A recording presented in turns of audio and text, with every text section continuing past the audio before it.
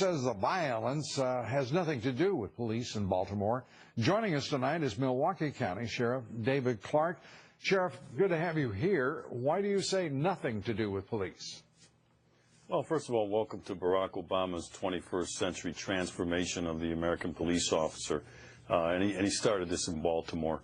Look, he's asked for law enforcement officers to engage in more dialogue. They've asked for the creation of no-go zones where they don't want the police. They've asked for a de-emphasis on making arrests, making cases, to put these long-time career criminals away. And this is what you get. Look, they don't know what they're doing in Baltimore, and it starts at the top with Mayor Rawlings Blake. Calling in 10 federal officers from disparate agencies is not going, it's going to have the effect of throwing a rock in the ocean and think you're going to create a tidal wave. And for 2 months, if they thought this was that simple, then they should have done this a long time ago. Here's what works in cities, Lou. Broken windows policing works. Stop, question, and frisk initiatives like that work. Assertive policing works. More police officers for urban policing. The feds are not designed for urban policing, and so it's kind of a mismatch. But this is all great theater. It sounds good. It mistakes activity for accomplishment.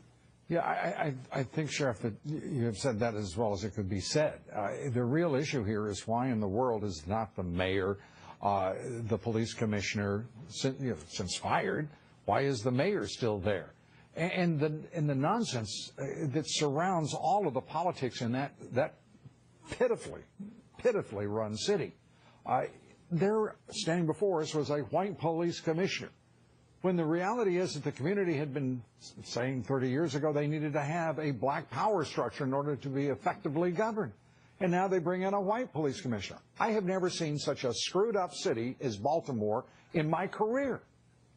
You know, and it's not just Baltimore, but if you look at some of these cities experiencing this spike in crime, New York, my own hometown of Milwaukee, Wisconsin, Chicago, and other areas, these are cities that have forever been led by liberal Democrat mayors.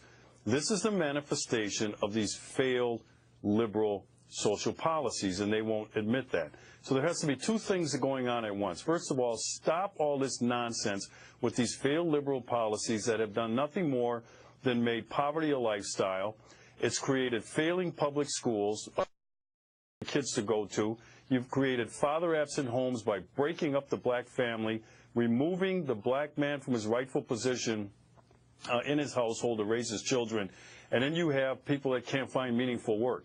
That's the manifestation of these failed liberal policies. But when they take care of that, those don't cause crime, Lou, you know that, but those are risk factors for crime and violence. So that's what I want to hear from Mayor Rawlings Blake. I want to hear plans to reduce poverty, fix the schools, help people find meaningful employment, and try to do everything that you can to reestablish the black male in charge of his children. And then on top of that, because you have to have two things at once, on top of that you have to have more assertive policing. She threw her police department under the bus, build up the morale of that agency, Baltimore's finest, hire some more law enforcement officers, local law enforcement officers, because cops matter, and then turn them loose within the Constitution, hold them accountable, turn them loose to protect the overwhelming majority of law-abiding black people that live in the city of Baltimore. You do that for a period of time, and you will see crime start to bend back in the other direction